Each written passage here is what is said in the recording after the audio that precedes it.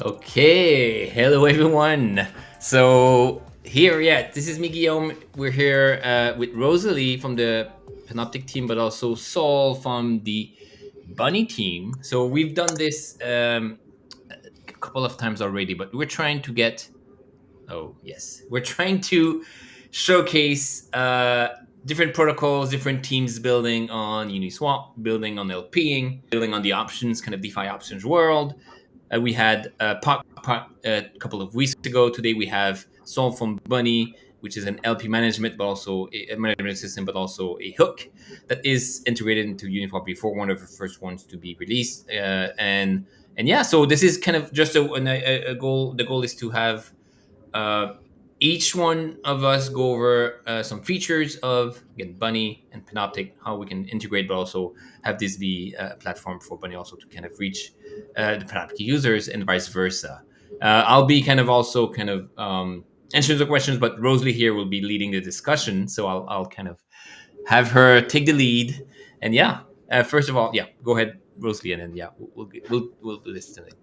Yeah, hi everybody. I'm Rosalie. Here joined with Saul and Guillaume. I wanted to kind of kick things off to kind of get to know Bunny a little bit better. Saul, if you want to just introduce yourself, walk me through the story of Bunny and talk a little bit about Uniswap v4 hooks.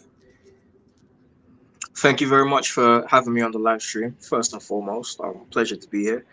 Uh, as mentioned, yeah, my name is Saul, part of the core team at Bunny, part of the growth unit.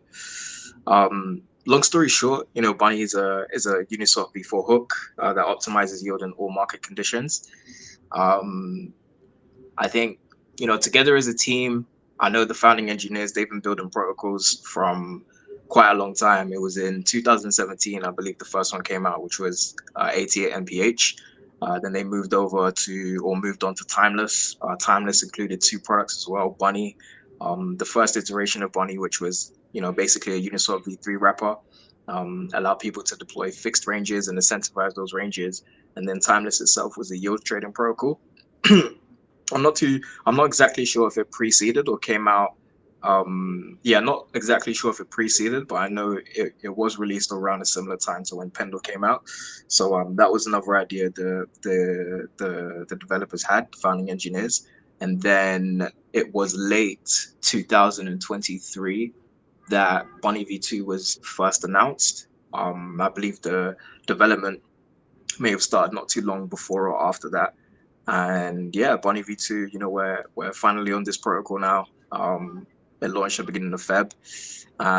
Bunch of features, shapeshifting liquidity, programmatic liquidity, MEV recapture through pool options, reapplication, dynamic fees. You take your pick when you want to deploy a pool over here. And again, I'll interject. So I'll try to showcase the interface. But one thing that caught my attention immediately, and I love this as well, is on your docs, you show this shifting liquidity, and it's very visual. I love these. We won't go too deep in the docs, but maybe that one shape shifting. I think was this a new feature from Bunny V2, or it was also in Bunny V1? And can you briefly describe it a little bit how it works? Yeah, definitely. So shapeshifting liquidity is definitely novel. The first time it's been introduced in DeFi was through Bunny V2. And as you can see from the graphic, this is part of what we mean by programmatic liquidity, and one that adjusts and responds to the market. So, as you can see from the graphic, it's like liquidity is allocated over to the new prices as price moves. And it's also removed from certain ticks along the price curve. So it kind of just more efficiently provides liquidity exactly where it is needed and can be programmed to update however it's so. So yeah, shapeshifting liquidity was new. In order for it to work properly, we needed a new liquidity unit, which I believe Zeph from Lou came up with. All of the maths and the math and the proofs are there in the white paper. Some of them are in the documentations as well. But yeah, it required a new unit called RICs. And RICs are governed by this thing called liquidity density functions, and they they basically dictate or communicate how liquidity is distributed along a curve.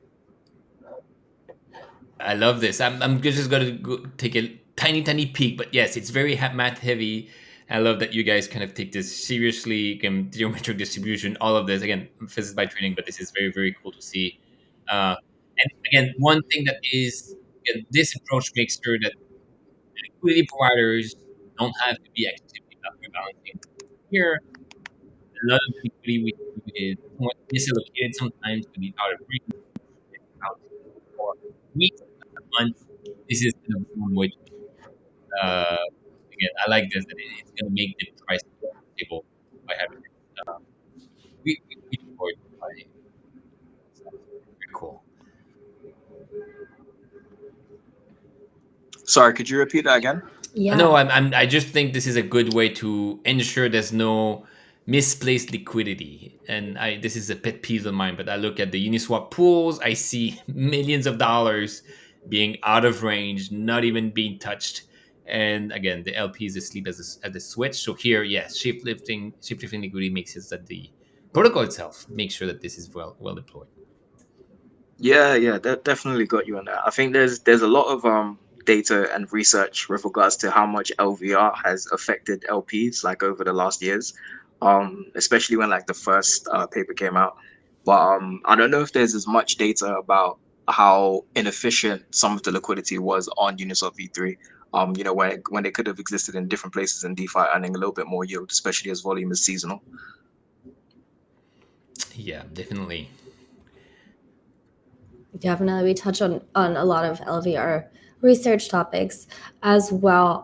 Now that Uniswap V4 is live and hooks are live, I'm curious to learn a little bit more about hooks. Really, what is the significance of the hooks innovation for Uniswap, and what is this kind of changed in how you're building Bunny, maybe how we'll be building Panoptic, and how does it change liquidity?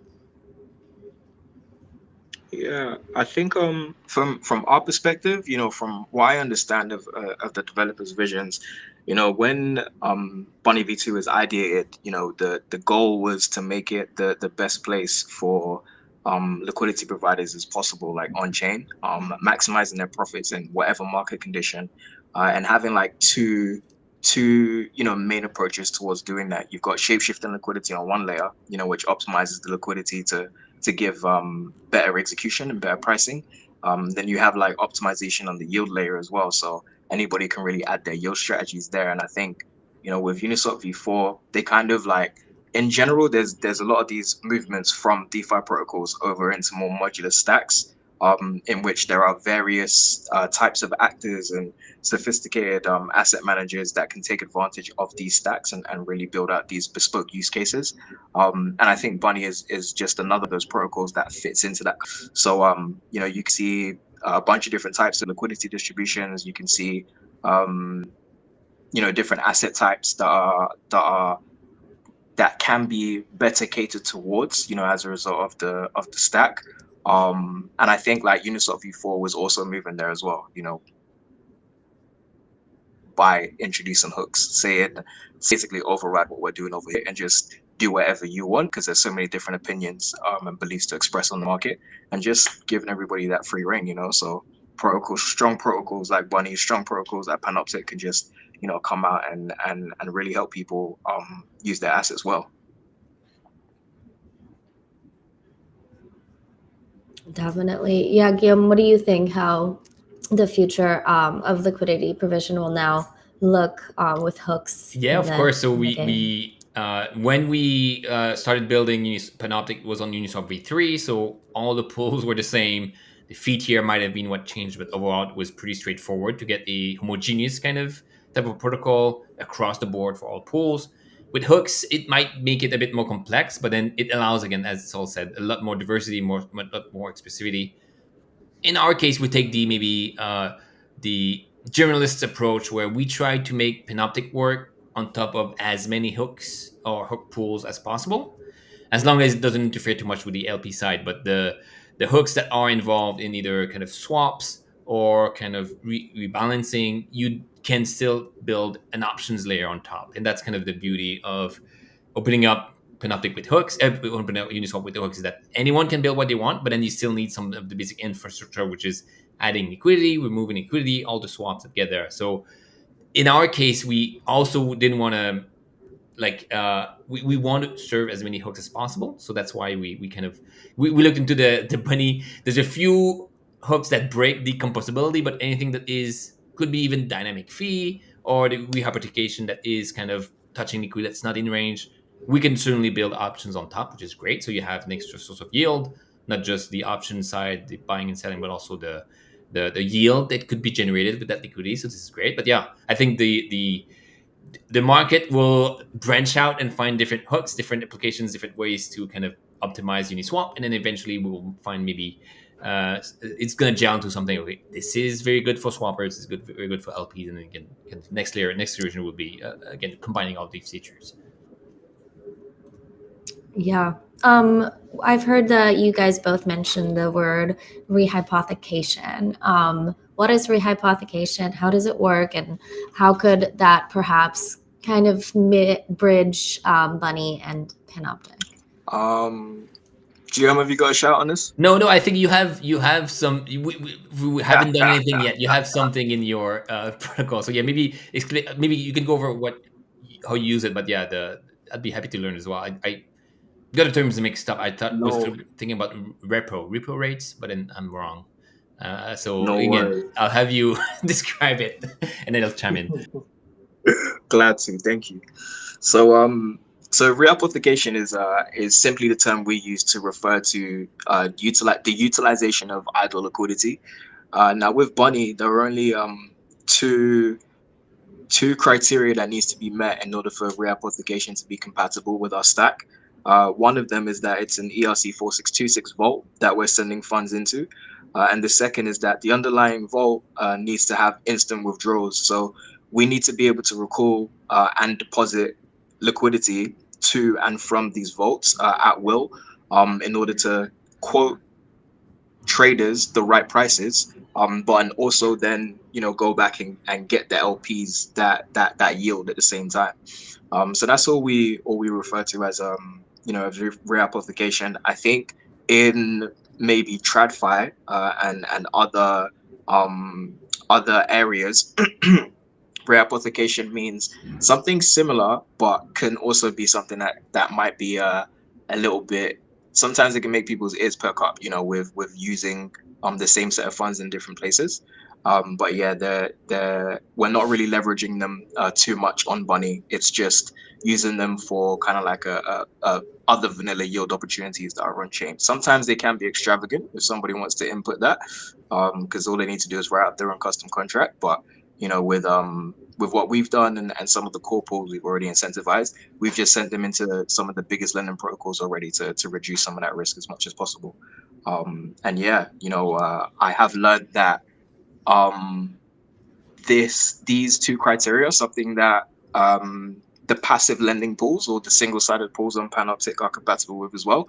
So yeah, there could be something that users could look forward to in the future. Yeah, exactly. And again, the beauty of, as you said, you can integrate with any protocols. You just have to follow the 4626 standard, and voila, you have an immediate connector. You don't have to do any extra integration. We use 4626, but as you say, if you have Morpho or different ending protocols, it's also like very, very easy to implement. And again, I'll try to link this back to what happens in TradFi typically. You deposit your funds in a brokerage firm, could be even Robinhood, could be E-Trade, could be anything. The banks use these funds and lends them out, does some funny business with them. They earn all the yield. They give you 0.1%, if anything. And then it's Mhm. obfuscated. You don't even know where the funds go.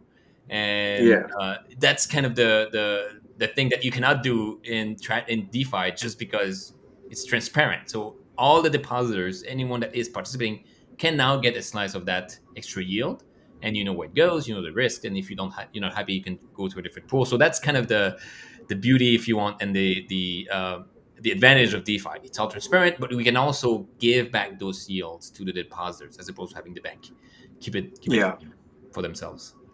100%. And on Bunny, this is really it's really a feature that we introduced to improve like the profits and the yields that LPs can earn.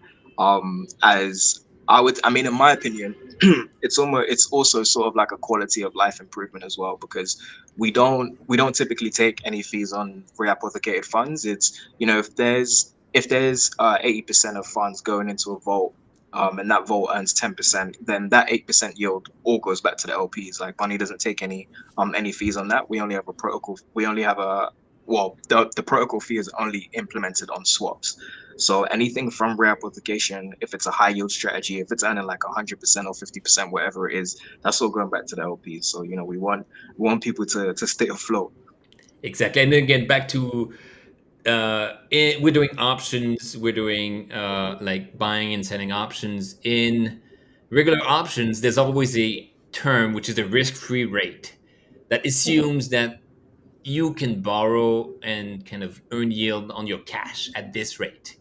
But in reality, if you have a trading account, you don't get this, so you are kind of losing out, because even though the formula tells you should pay X for your option, it's implied into itself that you're earning the fees of lending out that cash and stuff. So yeah, the whole system just is fairer in a way. You don't have this now. 4% is significant when the rates were 2% or 1%. Same thing as you say. Maybe you want to lend to a very high yield pool, and that could make a huge difference in your capital. Whereas if you lend to a 0.1%, then there's nothing. So yeah, I think that's also where the future of DeFi is going as well. Integrations, more broad links between the different yield sources. You have maybe a liquidity layer where people swap, but also a capital layer, which is kind of lending protocols, Aave, more for order, that are now serving these kind of use cases for kind of passive yield. So yeah, very very cool. Definitely.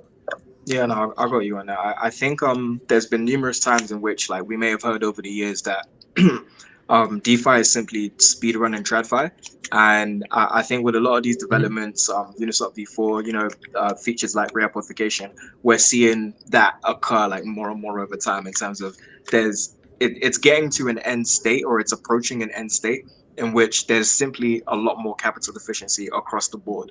Um, Barter, who are one of the top solvers in the industry, they released a feature just the other day that said uh like users can keep assets in their wallets, and they can still choose how their wallets are going to be providing liquidity in various places throughout DeFi.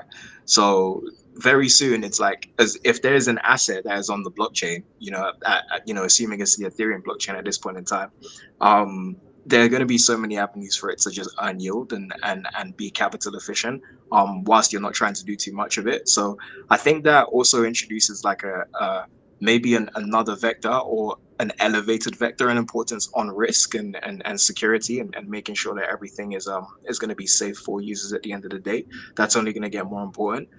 But yeah, we're moving towards that. Yeah, definitely. I need that. Yield been losing a lot of money over the last 5 years, but that's okay. I'm learning how to trade options now, so it's fine. Sounds like you're in good I hands. was wondering as hopefully, No, she's great. She's hopefully. beating even me, I'd say. Yeah, So the way you trade options, again, LP positions, it's options in our world, but it's all about your gut. It's almost like, what do you think your neighbor is going to trade? Like same thing with even the Trump. Like, what do you think your neighbor is going to vote? Who's going to vote? Who's going to vote for? Same thing with here. Where do you think Elon Musk is going to go? It's much easier to express that feeling where it's bullish, bearish, could be neutral, with options. And again, the Rosalie is right most of the time, so she could be the litmus test for all traders out there. Do what Rosalie Uh, does. Yeah, I'm very curious about kind of the integrations from Uniswap LPs to Panoptic LPs or Bunny LPs. How do you guys kind of make it easier to perhaps migrate positions? I know you guys have fixed ranges. Are there any features that you're working on currently to make things like migration easy, or is this already something that you have implemented? yeah, this is something I did notice that Panoptic has done, and it does look really cool. Would love to hear more about it. I'm sure I will before the end of the call. I think on our side, the way we went about it was really focusing on the, like, since we've been into prod, or been in prod, I think we've really been focused on getting the strategies out, getting the pool parameters tuned just right and just correctly in order to capture more of the volume from the order flow that we have access to, and then also doing work to access more volume, access more order flow at the same time. And then I think in general our perspective on this was, you know with the modularity and the programmability that that Bunny has, it's not like directly backwards compatible. Like, that's not like directly possible if you look at historically what backwards compatible means. However, um you can deploy pools that perfectly mimic Uniswap v2. You can also deploy pools that mimic Uniswap v3 on, what's it called, on Bunny as well. There are some, I would say, differences in terms of when. So for an example, when a user wants to quote a swap like through the protocol, like one pool is made up of various different people's positions, and anybody else can like deposit into that. Um, and then like it would be separate depending on what their parameters are. So people have to like bundle into the same parameters or choose different parameters. So you can deploy like pools that mimic V2. You can deploy pools that are like V3, and then you can just take advantage of all of the other features on the protocol and get like really cool and snazzy with it. And that was kind of like our approach to it. In terms of like actual direct migrations, in terms of like a really simple and seamless flow for getting V2 or V3 positions onto Bunny V2. That's not something that's available at the moment. But yeah, and again, I think the modularity is also where we can integrate, because we're very much focused on the active users, active traders, those that want to take control. A lot of folks want to be a bit more on the kind of less involved side, which is kind of allowing these either rebalancing on that dynamic shifting liquidity to operate. But yes, I maybe we can touch on this before the end. But your AMM is a very interesting implementation of, again, some ideas to help solve uh, LVR and some of the rules by LPs, and same thing with the dynamic fees.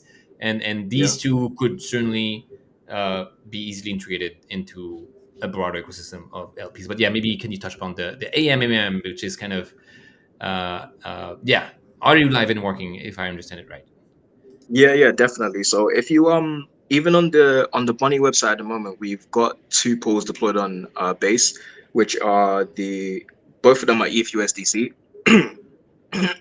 excuse me, and both of them also have the AMAMM implemented like on those pools. And I think it was around, I want to say 2 to 3 weeks ago, that we updated the UI so that users would be able to see the difference between the swap APY and the rent APY.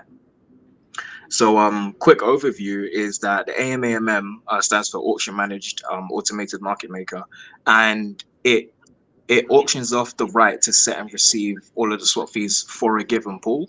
So a third party can come in and pay some rent to the LPs and then extract all of the swap fees for that pool. And like it's one of those mechanisms that they can use to extract the MEV opportunities they notice on chain. So we can see, at least from our UI that we've seen so far, there can be quite a big discrepancy between what the rent is and what the swap APY is. But it's our way of just saying, look, the market is going to price these opportunities. The market will arbitrage it away over time. Once one or two larger solvers catch wind that somebody's earning like a 3x or a 4x on fees, then that's just something that they'll come and collect for themselves. And I see this a little bit like even the proposer builder separation, which is some entity can take some risk. They pay a fee for this to kind of capture the variable slash unknown future yields, and they pay a fixed fee up front. It's a known arbitrage even in TradFi. And yeah, that's very, very cool that you guys kind of were able to implement this. So it's Yeah, definitely. on I base think and one of the yeah, go ahead. sorry, just wanted to say one of the cool things about the AMAMM as well is it is composable. So there are various strategies that people can come up with, and there could be like optimizations for it in the future. Yeah, definitely. And finally, the dynamic fee again. That might be something that you may want to talk about. But yeah, that also is another mechanism that could be also very interesting. Again, from the LP side of it.